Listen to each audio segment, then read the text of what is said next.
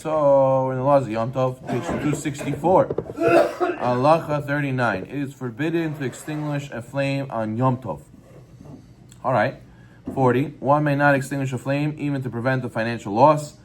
Melacha of extinguishing is learned from the temple on Shabbat, right? We learned from the temple 39 melachot. One of them is extinguishing, mechabe. They used to light pieces of wood on purpose, and then after it caught fire nicely, they would put it out to create coals. That way it's easier to use these coals later. They're pre-lit, they catch fire much easier. So the Gemara says that when you extinguish on condition to make a coal, to use this as a fuel source for later, that's the oraita melacha of the constructive melacha of extinguishing. Excuse me. But when you extinguish not for the purpose of making a coal, so it's only asur midarabanan. You're doing melacha she'ein seicha legufa. You're doing a melacha not for its intended purposes. You're doing it for a different purpose that they did in the temple. So that's only forbidden rabbinically. So over here, it's still asur on Yom Tov also. So it's forbidden to extinguish a flame on Yom Tov. One may not do it even for financial loss. Okay, what do you do with the stove? Let's say you're cooking on the stove on Yom Tov. You did alo ba'alo, you did esh la'esh. Now you want to know, can I turn off the gas? I don't want to leave a gas running the whole Yom Tov, especially 2 days in diaspora. 41. Generally, one may not even lower the flame on Yom Tov from the stovetop. However, if the food will burn before it's properly cooked because the flame is too large, one may lower the flame.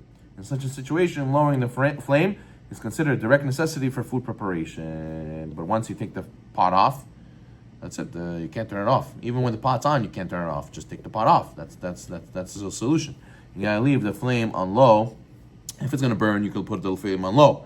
And once it's on low, you leave it like that. You take the pot off, you eat your food, and you leave the flame on low all of Yom Tov. 42. One is only permitted to indirectly extinguish a flame. For example, one may place a full pot of water over the flame so the water will boil and overflow, thereby extinguishing the flame. Once the flame was extinguished, the gas may be shut off. But you have to use the water for either drinking or washing on Yom Tov. You can't just boil water for no reason. 43. One may not shut off the main gas pipe to extinguish the gas because that's not indirect, that's considered direct. 44. It is permissible to set a timer before Yom Tov. They will turn your oven on and off before Yom Tov. 45. When taking out a flame outdoors, one must be careful that the wind does not extinguish it.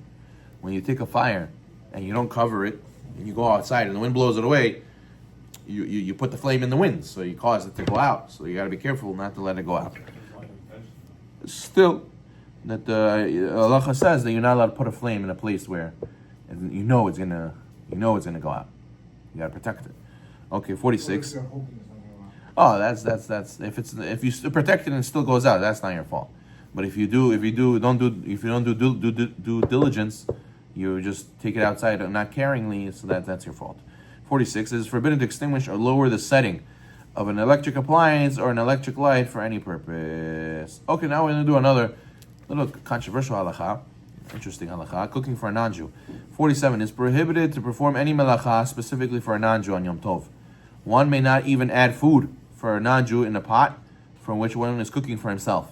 Right? Let's say I'm cooking chicken for myself. I can't add another pieces of chicken. Oh, let me have in mind for this goy that I'm going to be friendly with. I can't cook for him. I can't add more pieces to the pot for him. Similarly, one may not invite a non-Jew to his meal on Yom Tov, since one may come to cook for him. It is even asur to invite him. Why? I didn't cook for him. I cooked for myself. No, because he's coming. You might add more in the pot on Yom Tov. If you cook everything before Yom Tov, so there's no problem of giving the goy food because you didn't cook on Yom Tov. You cooked before Yom Tov. But we're talking about where you're cooking on Yom Tov. So that's a problem. Especially people make barbecues, right? Question is, can you have a goy on your table Yom Tov and Shabbat? The Kaf HaChaim says that no, you shouldn't. Spiritually, it has an issue. But there's some people who are coming closer to Hashem. He's in the process of something. That may be different. We're talking about a goy who mamash, he's not looking for any connection really. He just wants to have a good time, wants to spend time with you. Especially sometimes you're business partners. Sometimes, I had one time where my neighbor was not affiliated Jew and his significant other was not Jewish, and I wanted to makar of him, and he was asking if I could come over for a meal. So, can you have him, and he's going to bring his significant other, who's not Jewish, and come to the table. So that the Kaf Chaim says preferably should be avoided. But the question is, on Yom Tov, can you invite such a guy? No, you can't, because having the non-Jew over and inviting him is going to lead to maybe cooking more for them. 48. If a non-Jew enters one's home uninvited, one may serve him a meal, since your meal was already prepared. 49. When one cooks the family Yom Tov meal, he may add an extra measure of food to the pot to serve the excess food to a non-Jewish worker, such as a maid or a housekeeper. However, one may not cook anything exclusively for the worker. 50. It is forbidden to perform melacha to feed your pet. Let's say, oh, we didn't feed the dog. Okay, throw 2 more kebabs on the thing for the dog. You can't do that. It's not the melacha on Yom Tov, the permission to cook on Yom Tov. It's only for us, for Jews, and not for pets. Why can you help your health aid but not? What? So you may add extra measure of food to a worker, not to a friend. Non-Jewish worker, not to a non-Jewish friend. What's the rationale? Oh, so he says once the Mishnah Berurah says once the food pot of food is not yet on the fire, then you're allowed to add. But once it's on the fire already, you can't add. And also, this is a leniency because if you don't feed them, how are you going to have them work for you? A non-Jew who's a friend, you don't have to have them over, right? Imagine everybody sits to eat and the maid's like, "Can I get also? Like, what am I going to eat today?" So that's why we're lenient. 51. While one may invite a irreligious Jew who is unfamiliar with religious observance for a Yom Tov meal, one may not invite an irreligious Jew who has discarded his religious observance and desecrates Shabbat in public. Here, so let's say Tinok Shenishba, a guy who doesn't know left from right from Judaism. He knows he's a Jew, but he didn't learn anything about being religious. He doesn't know about Torah, doesn't know about anything. He's a lost Jew. He grew up secular with amongst Goyim. So you're allowed to invite him for Yom Tov meal. Even he doesn't have a status as a Goy in Halacha.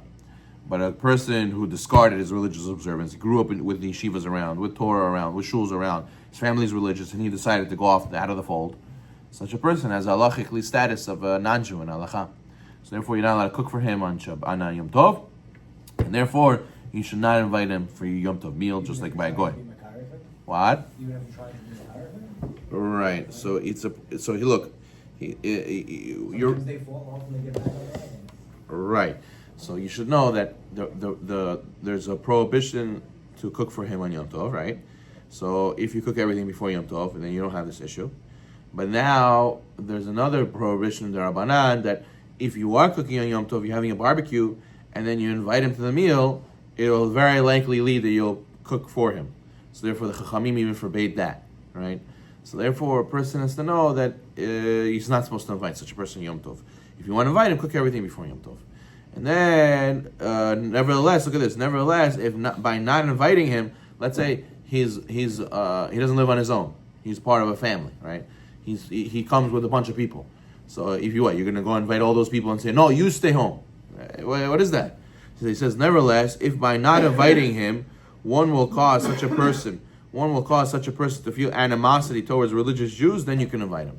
So you see, so that's right. But if he lives on his own and you don't have to invite him, so then it'd be better not to invite him.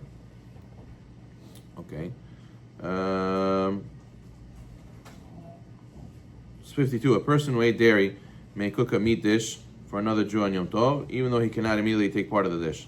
Similarly, one who cannot eat sugar may cook a sugary dish for others on Yom Tov. 53. One who does not have the custom to eat kitniyot on Pesach may cook kitniyot for one who does. Okay. Baruch Adonai Olam. Amen.